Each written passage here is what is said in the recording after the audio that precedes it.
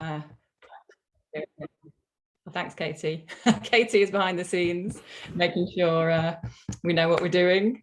So yeah, welcome to our November author event.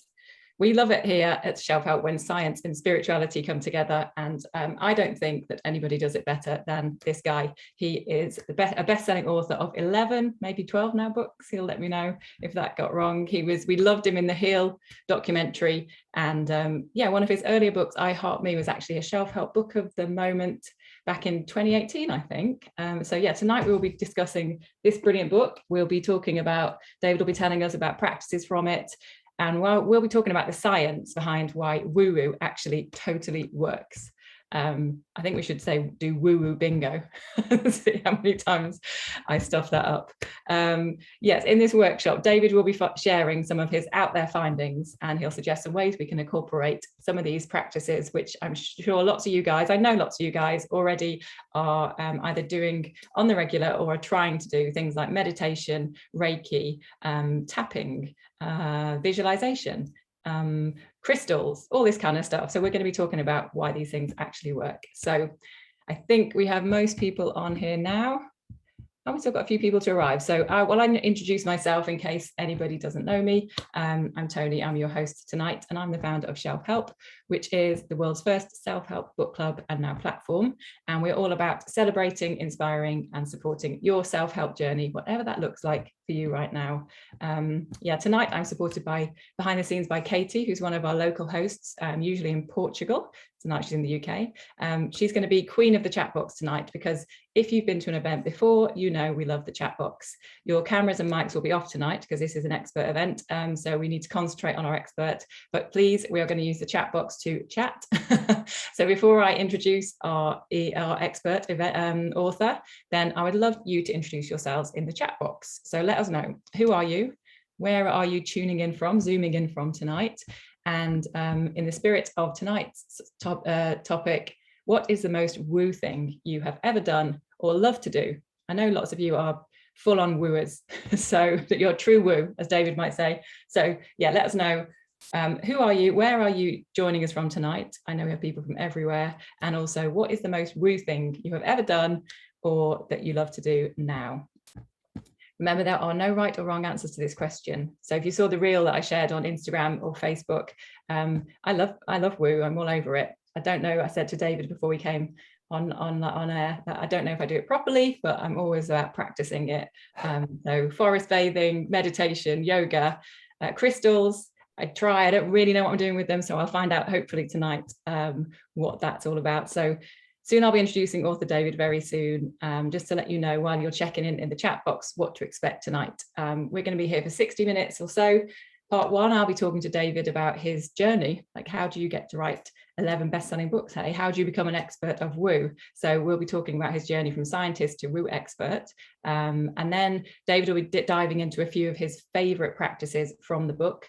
And then we'll be talking about how we can kind of incorporate these into our lives, right? Because it's one thing talking about these practices and then talking about the science behind them. But what we obviously love to do is then work out how we can wake up tomorrow and incorporate this magic woo into our lives in the best way possible.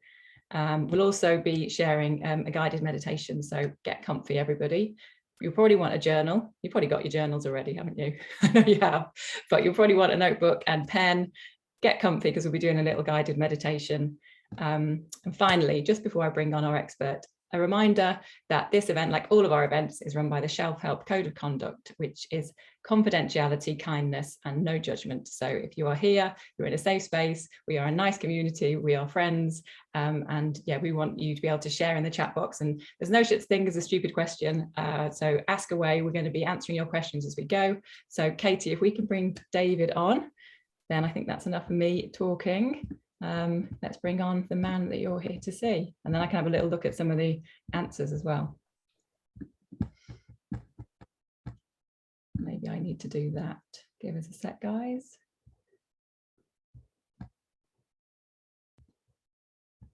David, I'm going to make you a co-host so that then you can free yourself in case you're have your video turned off. Oh, here we go. Here he is. Yeah, great. Good evening. Evening. Great to see you again. Great to see you. Yeah. Oh, thank you so much for spending some time with us tonight. Oh, my pleasure. I'm so looking forward to this. Was I right when I said 11 best-selling books, or is this number 12, 11 or 12? It's at number 11. Number 11. Yeah. Okay. Yeah. 11's a magic number, right? Well, I think so, yeah. Yeah. Yeah. So into the woo already. Into the woo already. True woo. Yeah, true woo. Yeah. So I think most people probably know who you are, but I'm going to do an official introduction if that's okay, if that suits you. Yep. Yeah, cool. So after completing a PhD in organic chemistry, David worked in research and development in the pharmaceutical industry, developing drugs for cardiovascular disease and cancer. Inspired by the placebo effect and how some people's conditions would improve because they believed a placebo was a real drug, he left the industry to write books and educate people in how they can harness their mind and emotions to improve their mental and physical health. He's now the author of 11 books, including the best-selling The 5 Side Effects of Kindness, which we love. Also a contributor to the Heal documentary, a columnist, The Kindness is Are, which we obviously also love that name, and regularly featured on magazines, TV, radio, podcasts, including the Shelf Help Lockdown podcast, which some of you might have heard. And he's an advocate for kindness and works passionately to inspire a kinder world. So super welcome here, and we really appreciate your time, David. Oh, thank you. You know, it's always strange hearing someone read my bio because I think I always sound more interesting than I actually feel myself. I can't, but I follow you on Instagram, as I'm sure lots of people here do. And I saw the you shared some mathematical scribble. I'm going to call them scribbles because they make no sense to me. And I forgot that you're a maths kind of genius nerd, whatever you want to call it, as well as into the books and the writing as well, right? Yeah, well, I'm in my 5th year of I'm doing a part-time university degree in mathematics and physics. So I'm in my 5th year. So I have to formally study, you know, the mathematical basis of quantum mechanics and Einstein's gravitational relativity theories, those kind of things. I absolutely love it, you know. So I suppose I'm a nerd. Well, I used to get called a nerd at school, but I think that's a badge that we can wear with honor nowadays. We used to be bullied for it. I got bullied for it at school, whereas I think it's a badge of honor nowadays. Yeah, you're definitely in the right crowd too. We love being nerds. We're definitely self-help nerds. Yes. Love it. I'm in the right place. Woo! Nerds forever.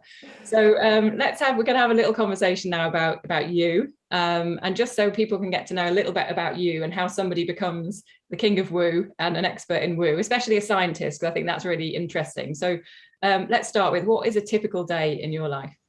Good question. Well, I get up quite early, I would say, and I do like a wee meditation. And then I do about an hour and a half to 2 hours of mathematics or physics, depending on which module I'm having to study at that particular time. And so because I'm doing a part-time degree, I'm really doing it because I want to bring more of that kind of stuff into my books in the future. And I thought it would be prudent to formally study it kind of stuff, but I can't let it eat into my normal working day as an author.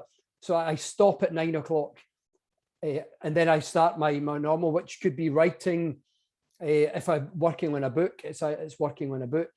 If it's I might be writing blogs or even doing some social media videos or doing interviews, whatever. So my morning tends to be my creative time.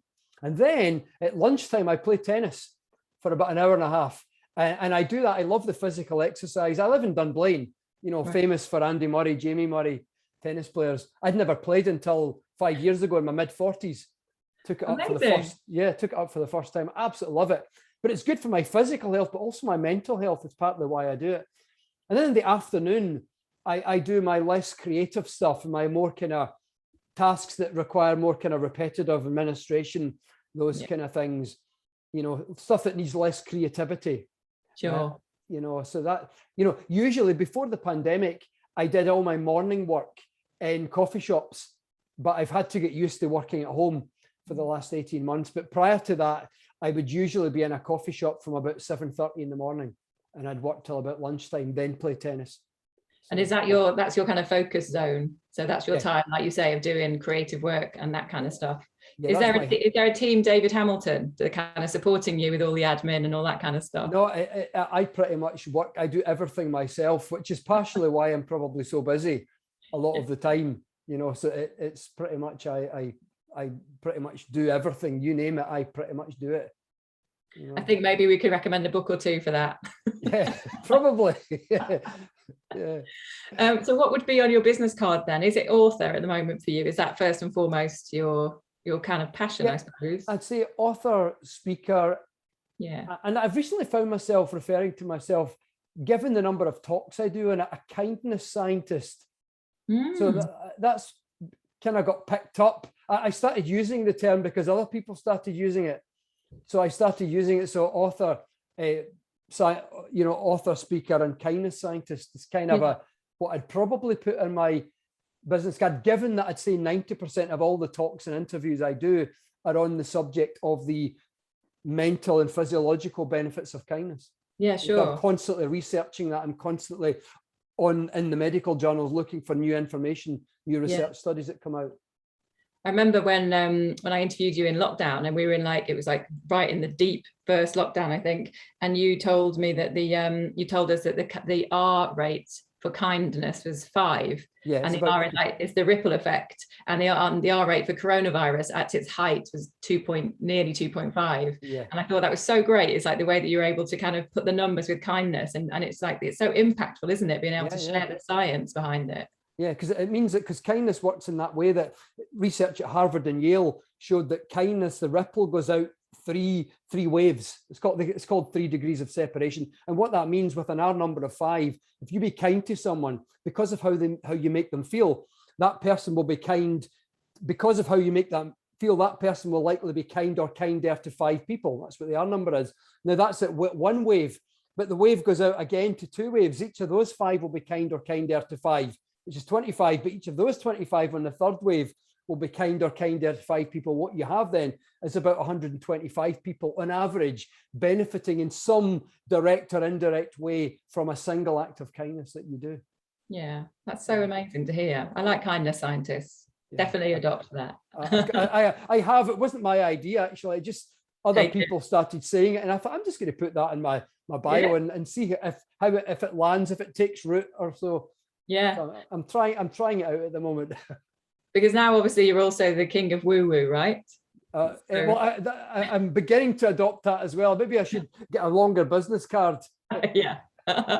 So how does one become is in the scientific world, the term woo, I can imagine, is not really embraced.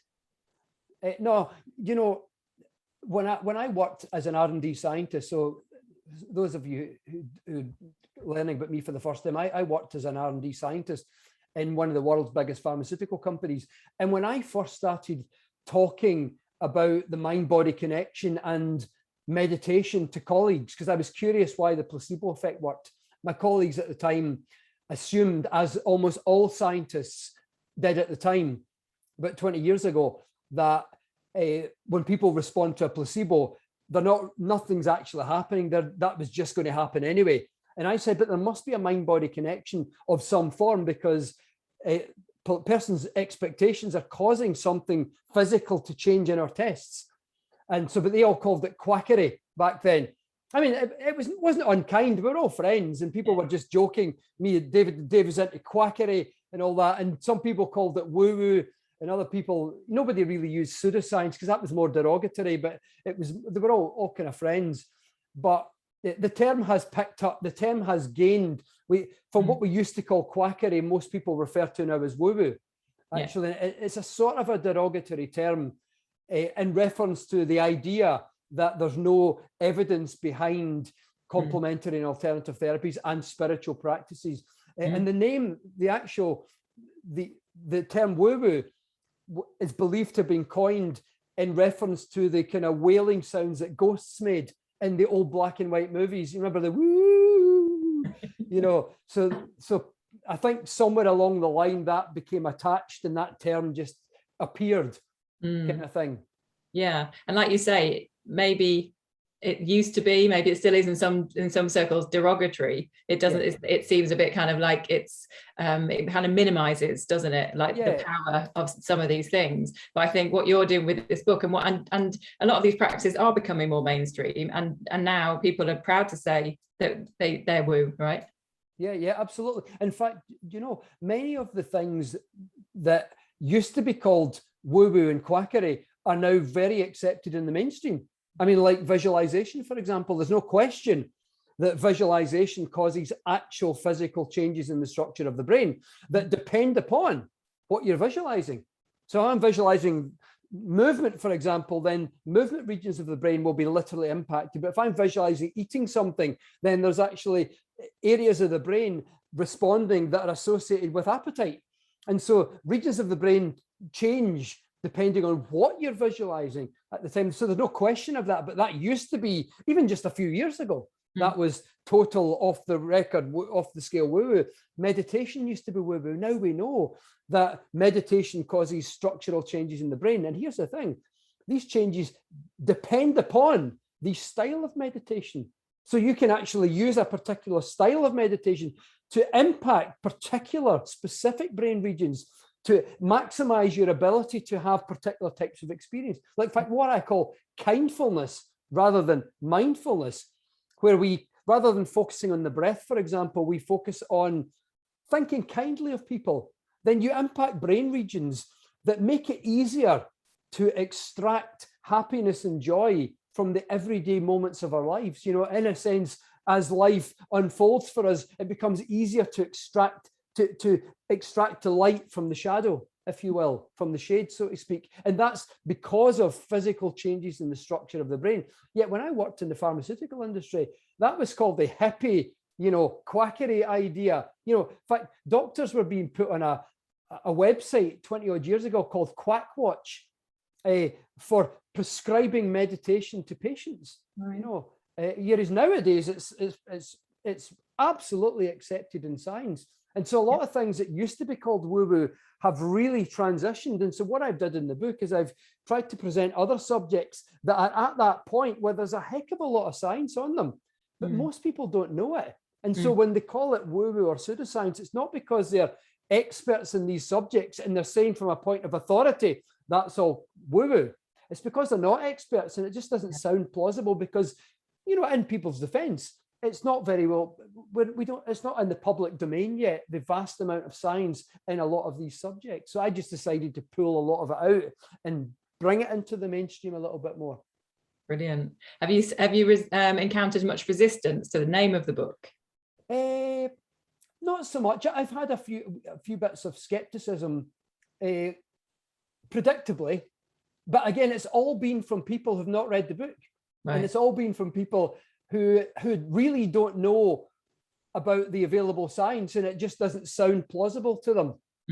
But actually not as much skepticism as I assumed, but certainly the ones who've been most skeptical, none of them have actually read the book. And that's what I predicted in the book, is that what people who are most skeptical are ones who have never actually read any of the scientific studies on the subjects that we're referring to. So it's funny. Shelley's actually just said in the chat that the title sounds inviting, which I think is so true. It's like kind of, welcome to woo-woo. This is an introduction. So did you write this book for people who are maybe kind of interested, wanting to learn more, and just kind of starting to dabble? Actually, to be really honest, Tony, the idea for the book and the name wasn't even my own. Okay. Now, normally I would go to my publisher and pitch an idea concept, and then it would get, yay or nay kind of thing. And usually I get the idea while I'm researching a previous book, and I find research, because I read thousands of scientific papers, or at least summaries of thousands of scientific papers through the medical journals and sociology and psychology journals. And usually I get the idea while I'm writing the previous book, and I think, oh, that doesn't fit the book I'm writing, but it'll definitely fit the next book. So I'll park it. But this time I didn't have something. So I went to Michelle Pilley, the MD of Hay House, the back end of 2019. And I said to Michelle, you're so close to the pulse. The questions people are asking, and they're looking for an answer for. So I said, given what you know of my skill set, how do you think I can best serve? And I basically said, how can I serve? How do you think I can best provide answers to questions that people are asking? And Michelle said, well, I've got this idea. call it Why Woo Woo Works. That was a working title. Neither of us were actually intending on calling that. It just sort of stuck. But the idea was people are asking questions about how do these things work? People who are practitioners who are trying to justify it to friends and family who don't really understand what they do and why they do it, but they support them anyway. So people who want to say, well, my husband or my partner, they support me, but they don't really understand what I do. And probably they think it is a bit kind of woo-woo. So they're asking the question, is there any science available? And there's other people who say, I get a lot of resistance from people. I practice Reiki, for example, people would say, and I get a lot of negativity. So that kind of people. And there's also people who are kind of open to it, but who are quite skeptical. So Michelle kind of pointed out that that's the type of people that I could possibly communicate with in this book. And that's really where the concept and the idea came from. It was for me saying, how can I serve? Rather than here is my idea. How can I the question this time was, how can I best serve? How can I ask? What are the questions people are asking and what can I do about that? Yeah, that's gorgeous. Like, what does the world need from you right now? Yeah, that given my knowledge and experience and skill set, how can I best help? Really? Yeah. It's the first time I've ever done that with a book, actually. Well, seems to be a success so far. Could be the future. Yeah, fingers crossed. Yeah. Before we go into some of the practices, then, before we talk about some of your favorite practices, how woo-woo are you? Would you say? Quite far down the line, you know. stuff. You're very, very. I don't really, I guess, talk about some of the stuff, but given how my perception of the world and how I see things, then I do a lot of practices in my own mind that are consistent with how I view life, the universe, consciousness, that kind of thing. And this is a question that's just come to me actually while you were talking about that. I'm in my mind a lot. I think it's because it's all reading and learning and that kind of thing, and I'm trying to get into my body more. And as a scientist and a maths lover, you must be the same. But if you're doing all these practices, are you able to be embodied quite easily? Yeah, I think I've got a nice kind of balance. I'm quite aware of where I'm at and what I need at certain times. I certainly found in working on the book, and as I've been exploring the real hard physical science of mathematics and physics over the last few years, I've become so much more grounded in the hard science. But at the same time, as my spiritual experiences have increased, then my touchy-feely side has vastly expanded as well. And it's almost like both sides have gone out at the same time, if that makes sense.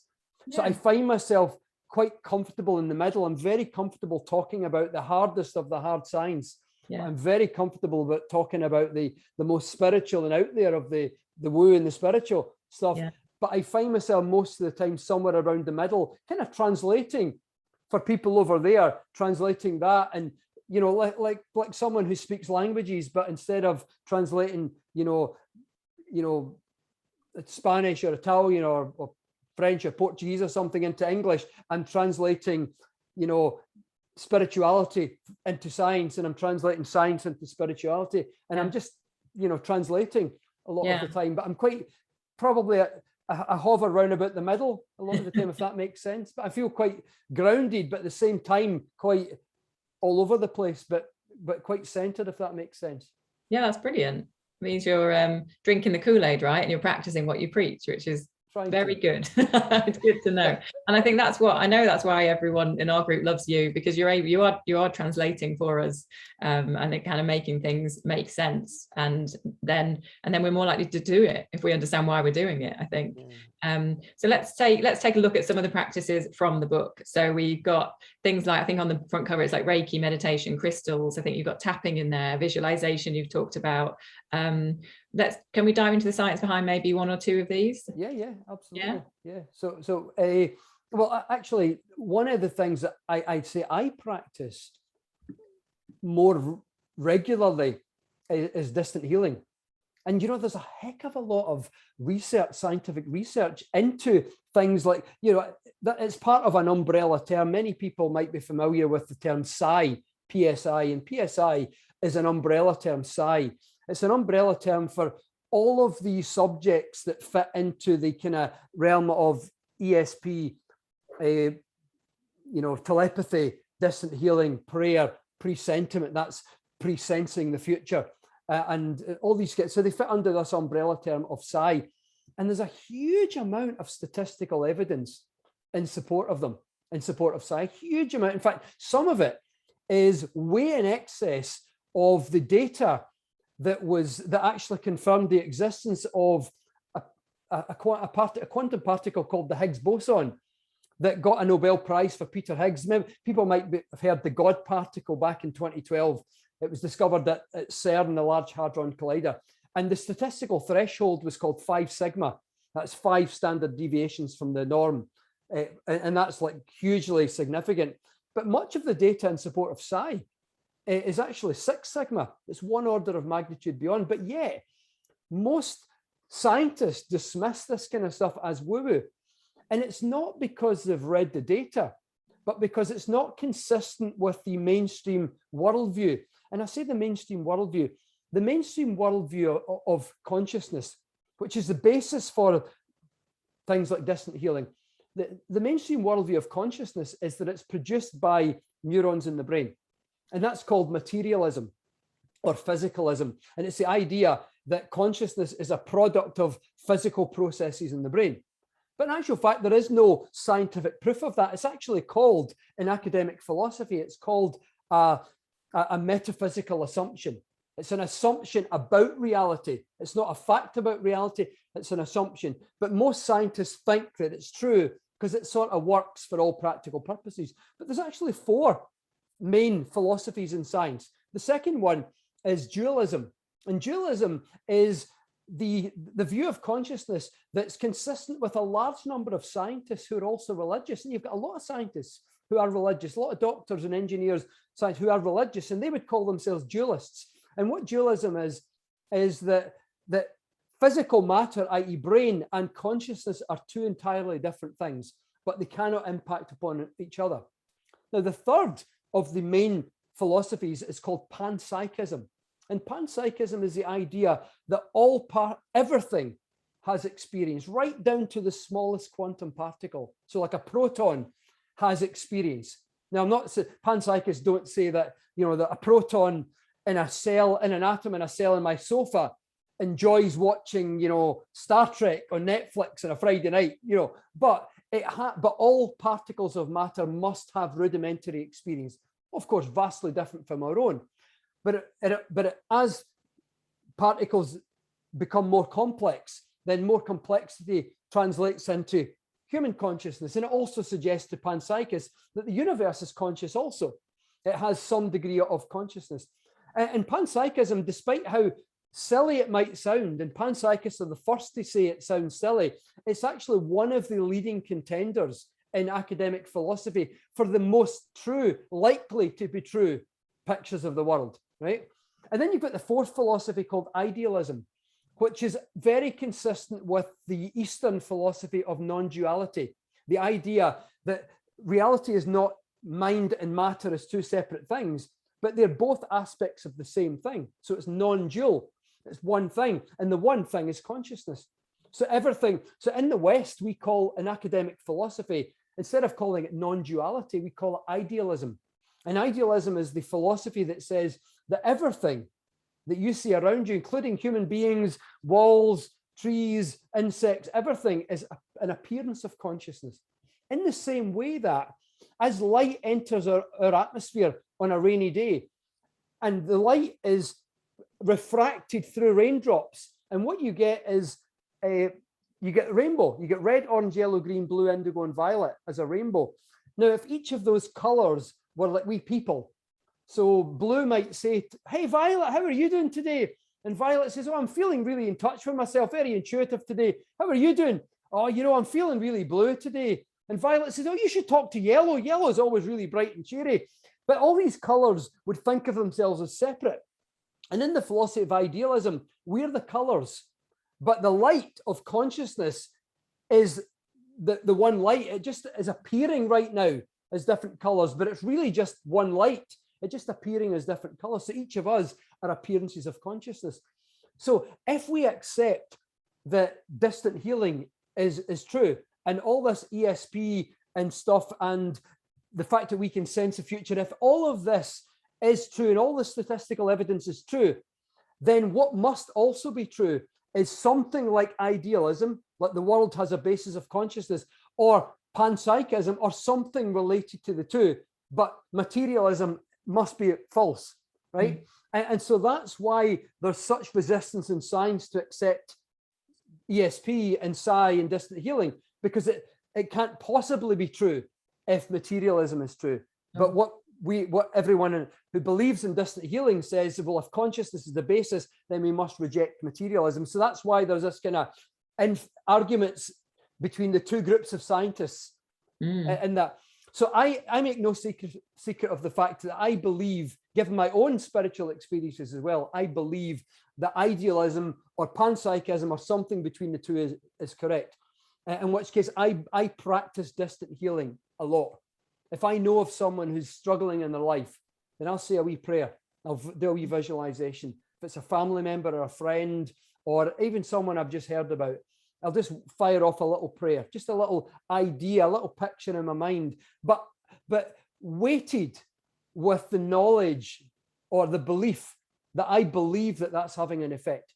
Because what we know from research is sending healing in that respect to someone does actually affect their consciousness, because the visualization shows up in the nervous system.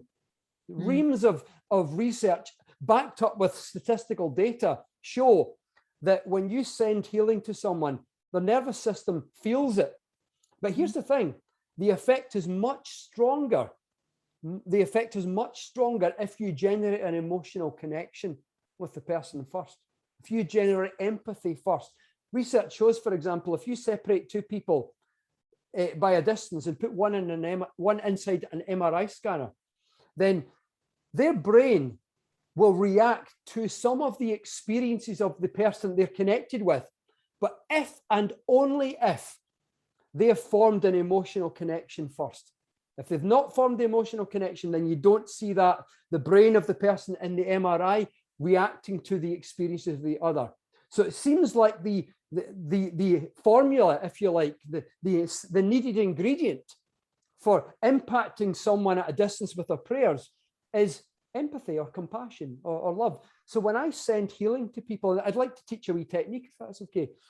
When I do that, which I do a lot, then I just for a moment allow myself to feel empathy. So I consider that this person is having a difficult experience right now. And I just allow myself to acknowledge the difficulty or the challenge that this person is having right now. And as I acknowledge that, I allow myself to feel that must be really challenging. And then I do a visualization for the person.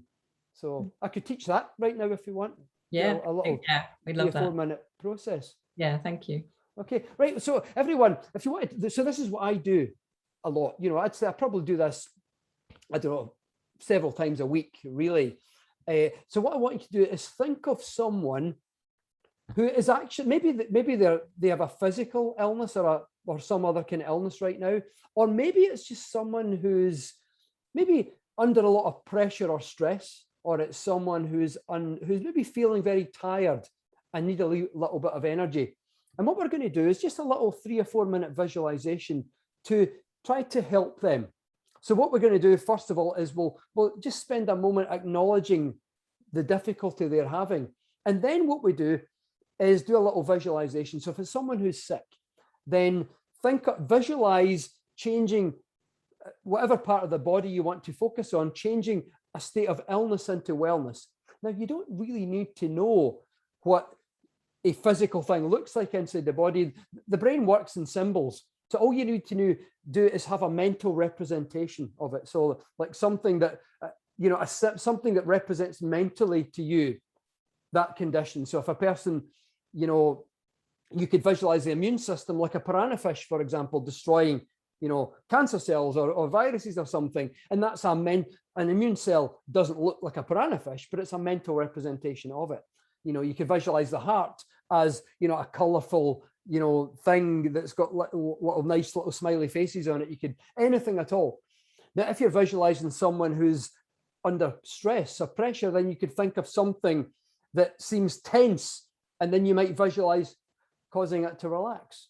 If someone is really tired and run down, then you could visualize, like a little plant that's been wilting, and you might visualize giving it some water and some sunlight and seeing it stretch up.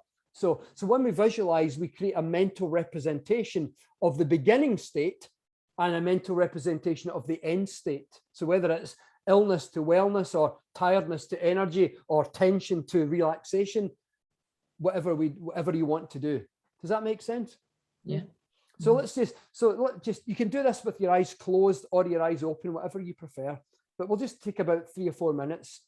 So just start by just bringing your attention to your breath, just to put yourself into a healing state. And just for a moment, just bring your attention to the fact that you're breathing. And what I find is helpful if I'm wishing to send healing to someone is I put my hand on my heart. And that for me is representative of empathy and compassion. And now just think of the person that you'd like to help. And just acknowledge the challenge that they're experiencing. It might be whether it's a physical thing or a psychological, a mental thing, or even stress or tiredness or whatever. And just acknowledge the reality for that person. And maybe they're scared. Maybe they're suffering. Just acknowledge that that's real for them. And know that you really, really, really wish them freedom from that suffering or pain. And you really, really wish in this moment, you really wish to help this person. You understand their pain, their suffering, and you really want to help in this moment. And just in your imagination, just form a mental representation of the beginning state. Now you can imagine yourself inside their body if you like. I find that quite helpful to imagine a region of the body, whether it's the nervous system or a particular part of the body that's an illness is localized in. And just imagine turning the beginning state into a healed state. So illness into wellness, or tension into relaxation, or tiredness into energy. And in your imagination, just imagine turning that initial mental representation into the wellness representation. So the person is healed or at peace or energized. And whatever way you're doing it, whatever you're imagining, you are doing this right. As long as you have an end point that says this person is better, then you are doing this correct. You can only do it right.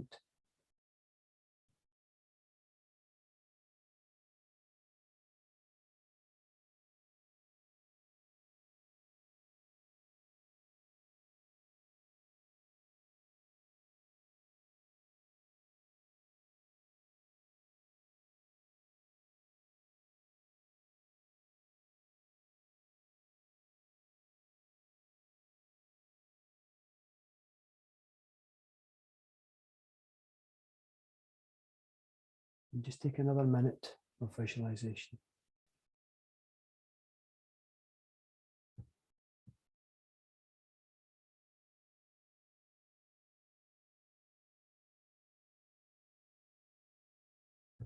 And then just bring your attention back to your breath.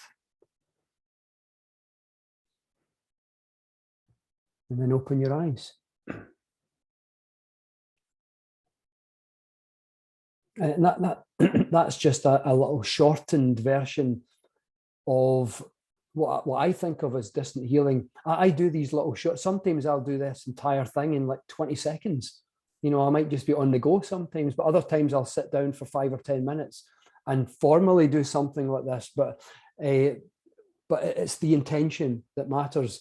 the fact you're doing it, but it's built on, it must be started with empathy and felt connection. Almost all of the research shows that the strongest effects of prayer, distant healing, all things, the strongest effect begins with a sense of felt connection. So that's recognizing and honoring the fact that someone is suffering in some way and wishing to assist them in some way. So that's the practice, I would say, the woo-woo practice I do most often in my life. It feels like it gives you like a boost as well. Yeah. For yourself. Yeah. It's like kind of like conjuring up that compassion. That's just a nice feeling in you, isn't it, as well? It really is. And actually that compassion, I'm glad you said that, Tony, because the compassion itself, it moves your nervous system into what's called parasympathetic dominance. So your body moves into what's called a restorative state, which optimizes your own physical systems. It optimizes your own immune system. But what it also creates, parasympathetic dominance also generates what's called an anti-inflammatory effect, because it's governed by what some scientists call the nerve of compassion, which is the vagus nerve, which is stimulated by feeling compassion for others.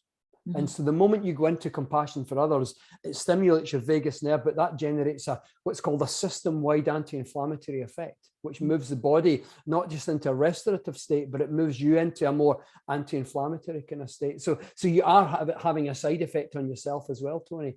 Yeah. It's not what you're intending on doing, intending on helping, but it does have that added side effect to your own health as well. Yeah, totally. I mean, I just feel calm now. That you guys do as well. Let us know how you feel after that. That's brilliant. Thank you for sharing that. Have we got time for another? I can do another. There's talking about compassion there.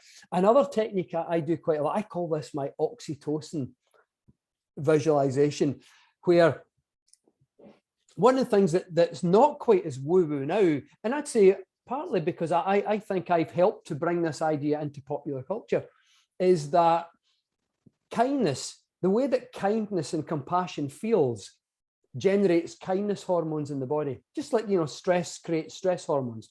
It's not a stressful situation that generates stress hormones like adrenaline and cortisol. It's how stress feels that generates stress hormones, because two people can be in the same situation. One person feels stressed, one person doesn't.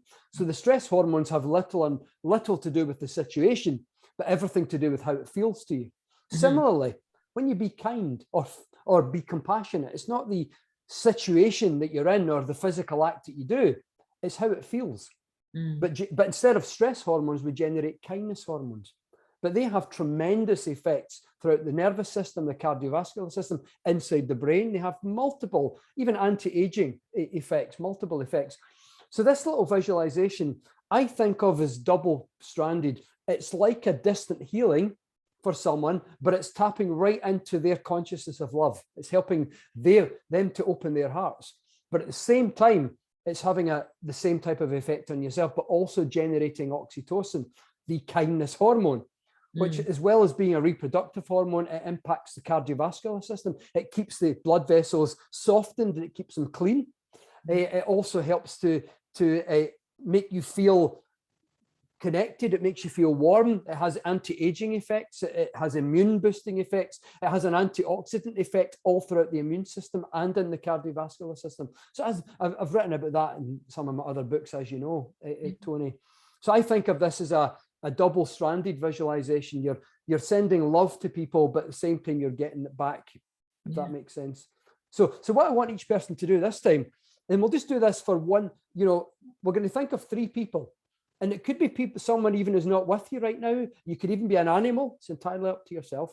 Now, normally I might do this in practice for maybe 2 or 3 minutes, but just so that we get an idea of the practice and we can fit this in to this session, we'll just do like 1 minute for each person. But what I want you to do for each person is imagine a ball of light emanating from the region of your heart, whose color represents your feelings towards the person. And then we'll throw the ball of light to them, let it be absorbed by their heart, and then we'll imagine you're with the person and either recalling a memory of a time well spent, or imagine saying something you'd like to say, which might be pertinent for someone who you really want to tell them how much you value them, or someone who's passed away. Does that make sense? Yeah, So sure. we'll And just do will that. you talk us through it? Yeah. And so I'll take you through it. And for each person, we'll just, hold the space for 1 minute. But in your own practice, maybe you do this a little bit longer, but just so that we can fit this in. Yeah. So again, just start by taking a nice, comfortable breath and bringing your attention to the fact that you're breathing.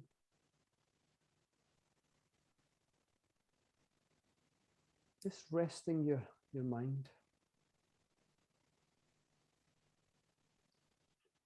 And then think of the first person. And imagine a ball of light emanating from the area of your heart. And let the color of the light represent your feelings for this person. Now imagine throwing this ball of light through space to wherever this person is in the world at this time. And imagine it being absorbed into the area of their heart and being gratefully absorbed. And then imagine you're with the person. And imagine either recalling a memory of a time that you shared, or imagine communicating something that you would like to say.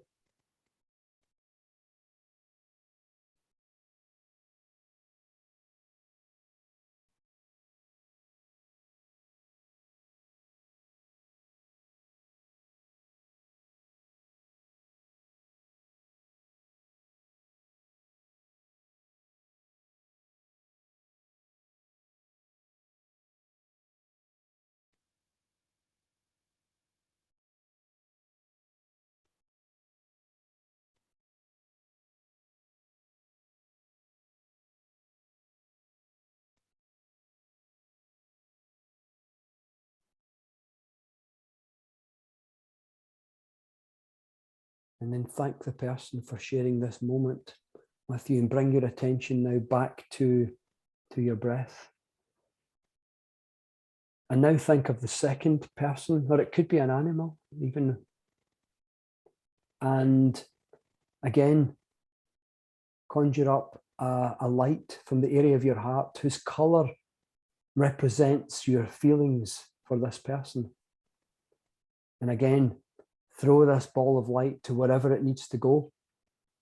And imagine it being absorbed willfully, gratefully into the area of the heart. And now you're with the person or animal. And either recall a memory of a time well spent, or imagine communicating something you'd like to say.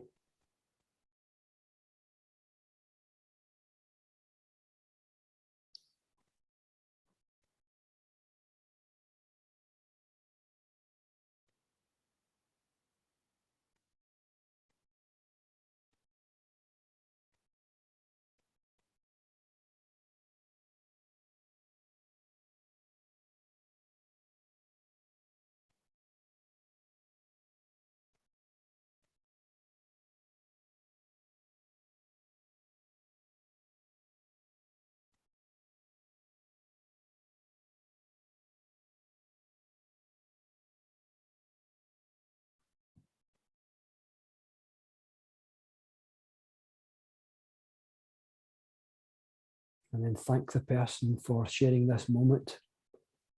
Bring your attention back to your breath.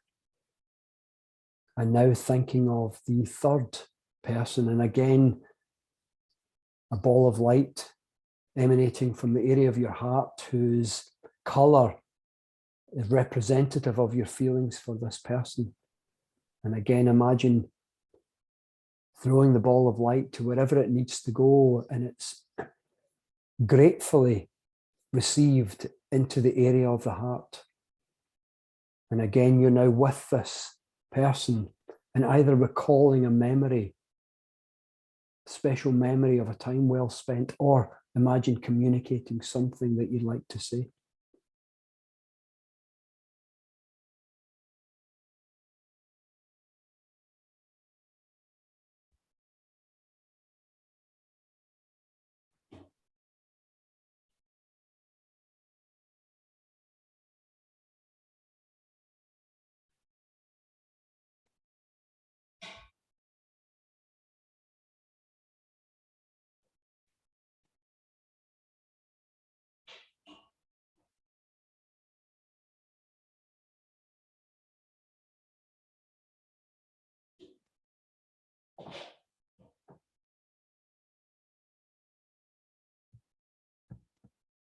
And then thank the person for sharing this moment.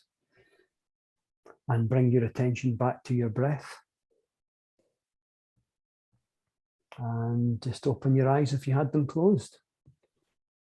So I call that an oxytocin meditation, because I feel, given how I think of the world and the interconnectedness of all of our consciousness, I believe wholeheartedly that you're sending love to the person and having a positive effect on their consciousness, on their heart and mind. But at the same time, how it feels to you is generating the kindness hormone that's pouring through your blood vessels, and it's pouring through your brain, and it's causing all these wonderful physiological effects. So it's a double-stranded impact, really. Impact with love, someone and yourself as well. So it's one of my favorite practices. Yeah, it just feels like a big hug for yourself, doesn't it? Absolutely. Yeah, love it. Do you ever tell people when you're doing this for them, or that you've done it? No, do you know what I do? I always have this thing where I just, if it's a healing that I'm doing, I mentally just imagine, I ask to speak to their soul. And I say, can I speak to your soul? I'd like to speak to the soul of the higher self, the higher consciousness of such and such a person. I say, will you give me permission to do this? Some people don't do that. I kind of feel like I'm doing it. If I wasn't given permission, then it would be blocked. I believe it would be blocked anyway. But I always do that anyway. But I rarely ever tell a person that I'm sending healing. I just sort of do it. Just like we pray for people all the time, don't we? You know, I prayed for people when I was brought up. I went to Catholic school when I was a child. And so I wouldn't necessarily, I was never taught that you tell someone, I'm going to send you a prayer. But I do sometimes say, like, if someone makes it known that they're struggling, I'll say a wee prayer for you. I'll send a little healing for you. So I do it sometimes, but not by necessity. Most of the time I do these things, I just do them privately. But I do believe wholeheartedly that they're having an effect. That it impacts them. Yeah. And that's why I do it. I wholeheartedly believe that it's having an effect, even if the effect is subtle, but I absolutely believe that it has an effect. Somebody said in the chat box earlier about it kind of probably makes your connection stronger to that person as well. And I'm just thinking, when you see them in real life, it's like you feel like you shared a moment that they don't know about. Really. And it's fun. I'm glad you say that, Tony, because I've noticed that the more I've done these things over the years, the softer I've become as a person. I feel myself, you know, people use the analogy, maybe they call it woo-woo, I feel my heart opened. But I've certainly felt myself to open more and to soften more and to feel more. The more I practice this, the more empathy and compassion I feel, to the point that it's like a background simmering, constant, effervescent thing in the background for, you know, everyone I know or everyone I see. You know, I feel that a lot of the time is that gently, you know, actually, this might sound a bit woo to some, maybe not to this audience, but that happened to that. I believe that shift in me was a gift from my dog who passed away a few years ago. Oscar, it was a 2-year-old yellow Labrador, and he passed away from bone cancer. He was only 2 years old. We did everything you could possibly imagine to save his life. And I remember when the morning I woke up, the next morning after he'd gone, and the house was empty. It was the strangest feeling. It was just completely gone. You know, it was just that the house felt like a shell. There was something missing. It was the strangest thing. And I remember my partner Elizabeth saying, where's all the love going to go? Because we'd cared for him so much. We'd given everything to save his life. Everything. We'd put everything into it. And it was a sudden realization that he'd actually burst me right open. I'd opened myself to a degree of love and compassion that I had never known existed. And it needed somewhere to go. I couldn't close up again. I think Oscar left me with that gift to keep it open. And what had happened is the intensity that I felt for him just settled in everything else.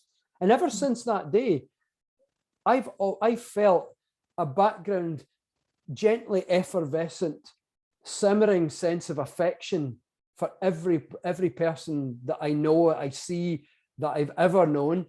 Even people have bullied me in the past when I was at school, people I see. And it's just like a gently it's hard to describe out with just a kind of gently effervescent, simmering background sense of affection. Yeah. If I want to call it anything other than just affection, warmth to people, that it was like a switch that day when Oscar passed away.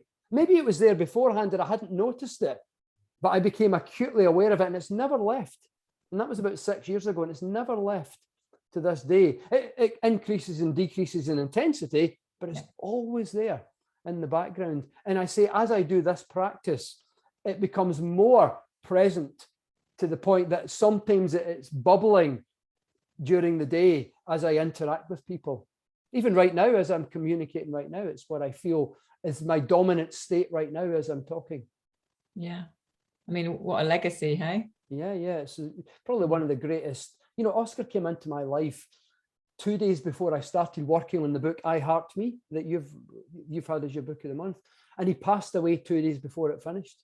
Wow. Before I finished it. He was in my life for the exact, to the day, the exact duration, the 2 years that it took me to write that book. He was in my life for the exact time of that book. And I believe he came, you know, I believe in consciousness exists. Consciousness will always go on in varying forms. So for me, I absolutely believe his consciousness is there all the time. Yeah. And so I talk to him every day. As daft as woo as that might sound, I do.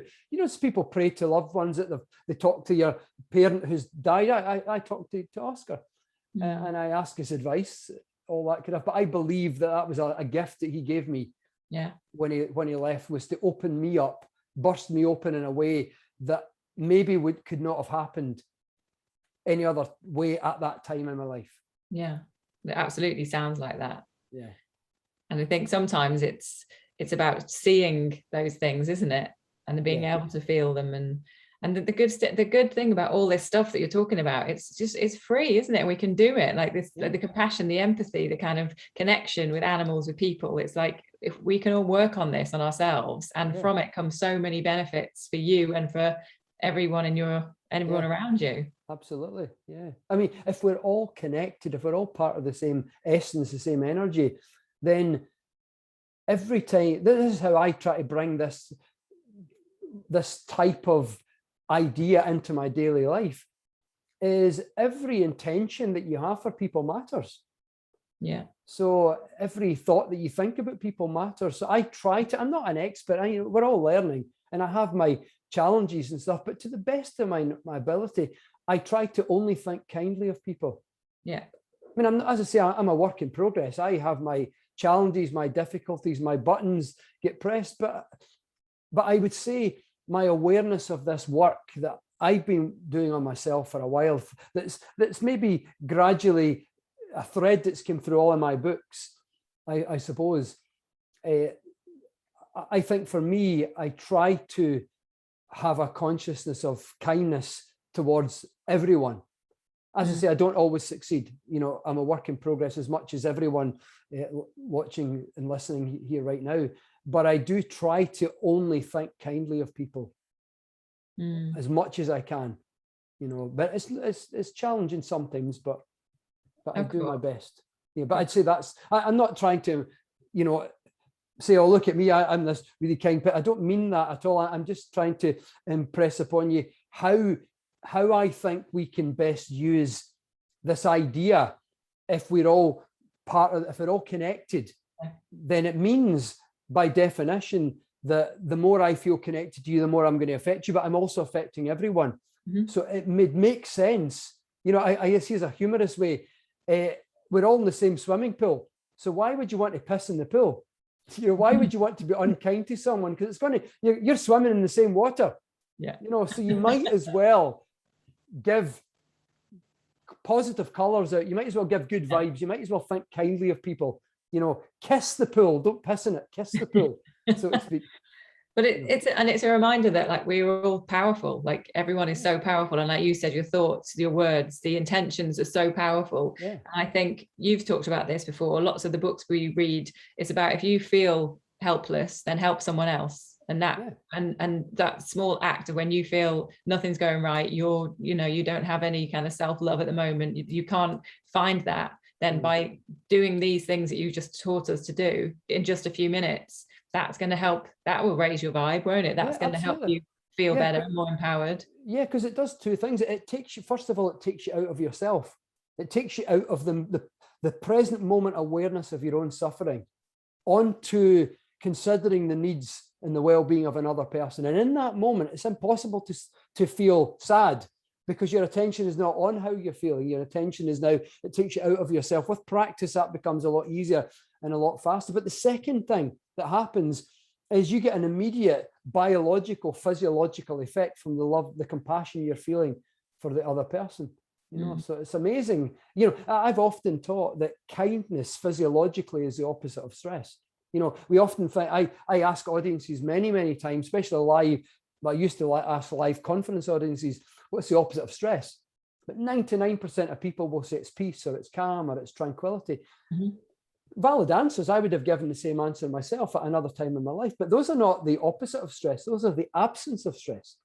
Physiologically speaking, the opposite of stress in terms of the opposite physiological effects is kindness, or it's how kindness feels. It's how compassion and empathy feel that generate opposite physiological, it's like a seesaw, opposite physical effects of stress. So whatever stress does, you can guarantee that the physiological, biological products of how kindness and compassion feel will exert an opposite effect from stress. So would it be, it's impossible to be stressed when you're being kind? Impossible. Yeah, impossible. In fact, there was a scientific study a few years ago that asked people to give 2 number scores. They texted them at 9 o'clock every night and said, give us 2 scores. The first score, can you give us, you know, your average stress score of today? If 0 is no stress and 10 is a maximum of stress, what's your number score for today? The second score is, to the best of your memory, and you don't have to be exact, but approximate, how many acts of kindness can you remember doing today? Whether it's things you said or things you did.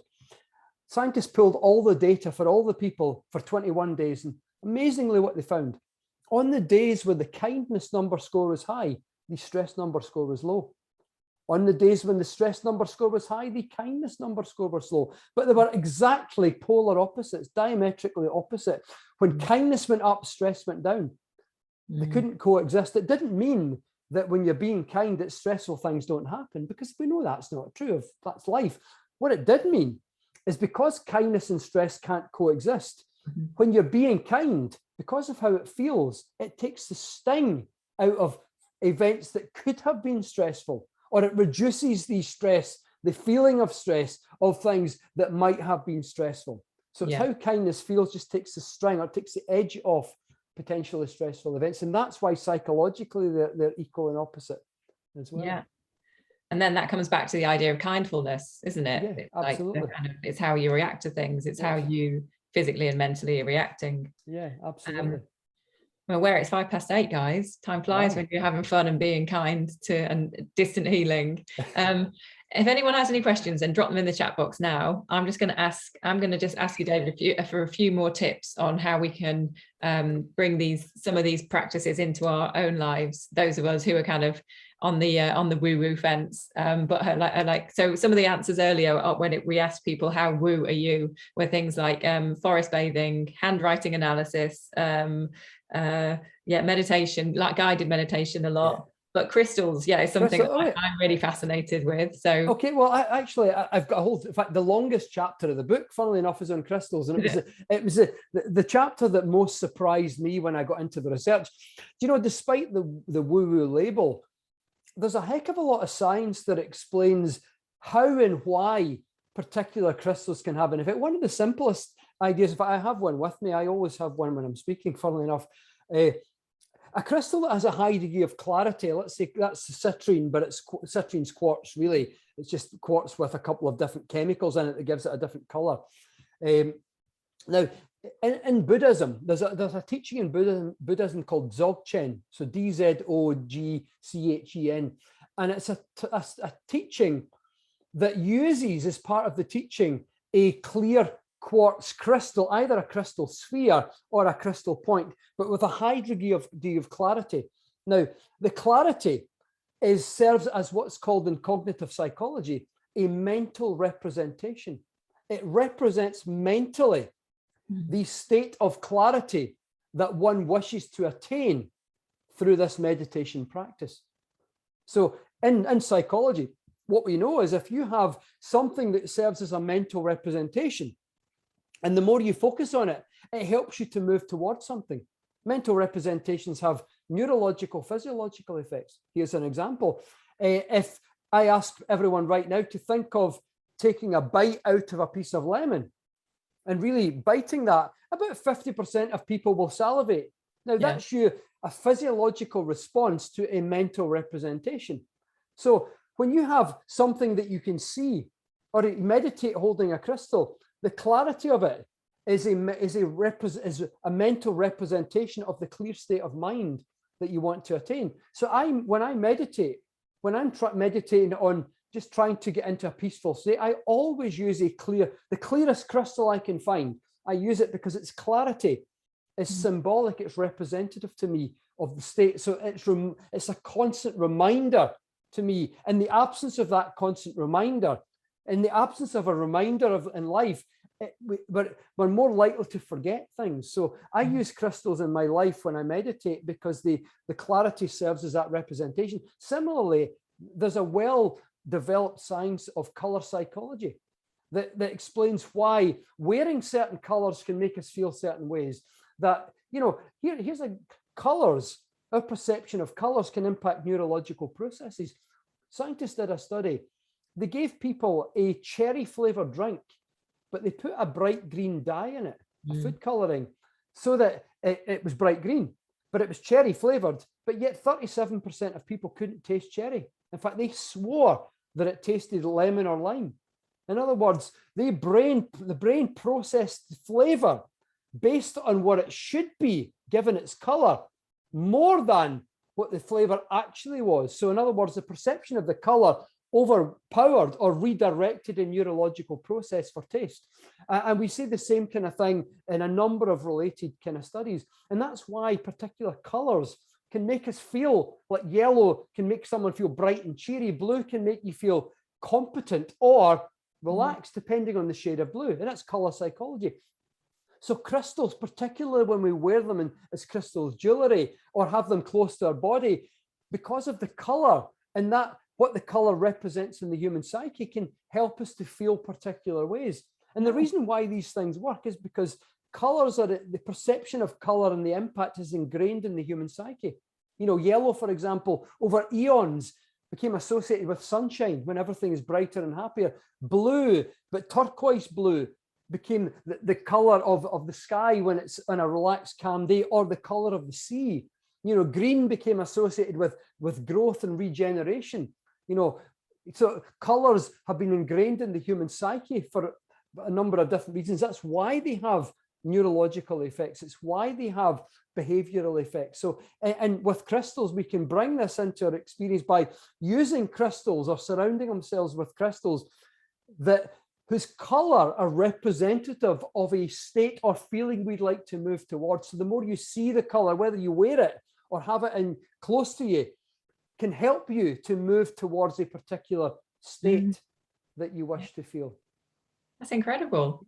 So I use them in my life for that reason, despite how woo-woo that might sound to scientists. But the reason I put that chapter in the book was to explain in really logical scientific terms that there is a science behind the clarity of a crystal or the color of a crystal. Not necessarily, I wasn't writing about, whether a particular crystal will heal your cancer. I wasn't referring to that kind of stuff, but how they can impact us in psychological and behavioral ways in really meaningful and positive ways.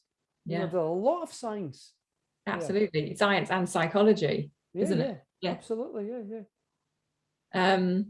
Some people have asked a few questions about the crystals, but I think you've answered that. Oh, you mentioned forest bathing as well. Did I mention that?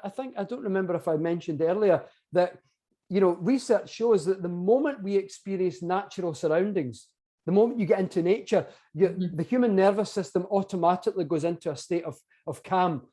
The body goes into what's called a restorative state, where the parasympathetic nervous system, the rest and relax portion, begins to dominate. And that's because eons of evolution, our ancient ancestors evolved in what we now know as Botswana. in Africa, in lush tropical or savanna surroundings, and their nervous system was in a relative state of calm compared to the relative state of stress that most modern humans live in our blocky built up buildings. So blocky square grey buildings and with glass panels, these are alien to the human nervous system. Evolution takes a long time to catch up.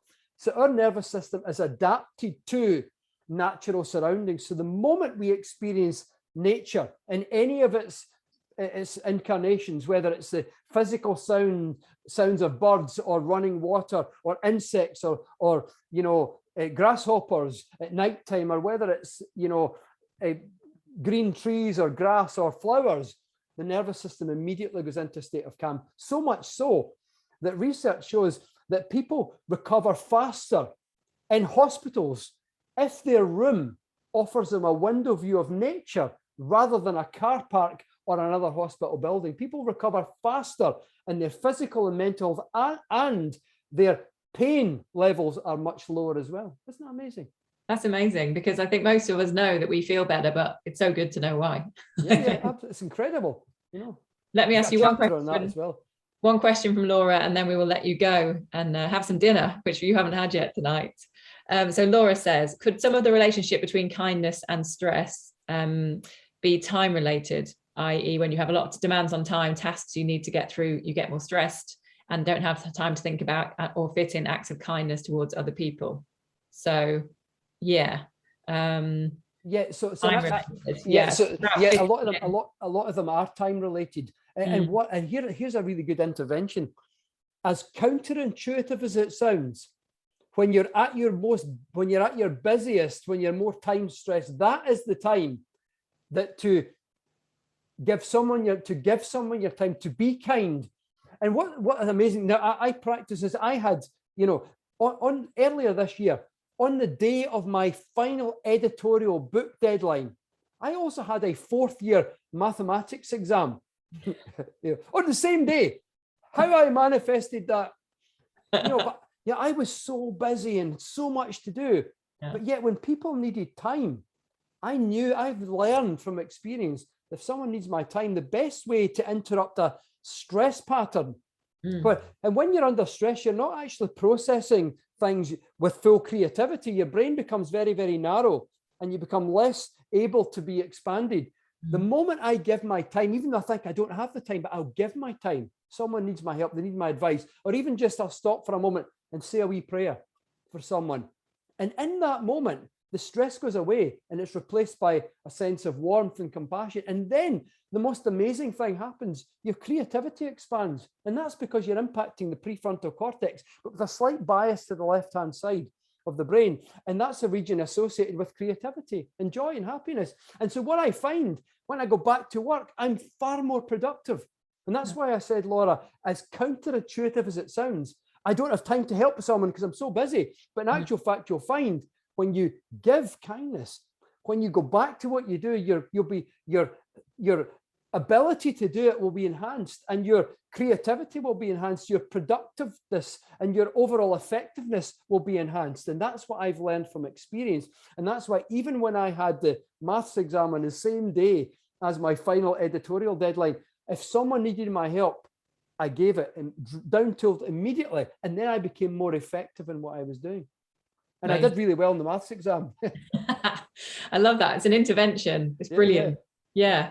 Right, guys. So you heard it. You heard the man. If you don't have time, you have time to be kind. Yeah, absolutely. Oh, I like that. I like that. If you don't have time, you have time to be kind. I like that. Yeah, you can have that. Kindness scientist. Okay, we'll let you go. It's gone 8:15. Thank you, David, so much for your time tonight. Guys, thank you. Thanks everyone for being here. Thank you. I hope everyone's minds have been suitably blown, but you also took away a lot from tonight. David's book, Why Woo Woo Works, out now. We're going to share. We've been sharing links as we've gone. Katie has very kindly been doing that, but I'll be sending an email around to everybody tomorrow. So yeah, that's just time to say good night. Thank you, David, for being here. Thanks everyone for all your comments and thanks and all that. It's been really great hanging out. Thanks so much, Tony, and thanks, Katie, for all your background work that you've been doing. So enjoy the rest of your night. We appreciate it so much. Thanks, guys. Take care. Bye. Be kind. Bye.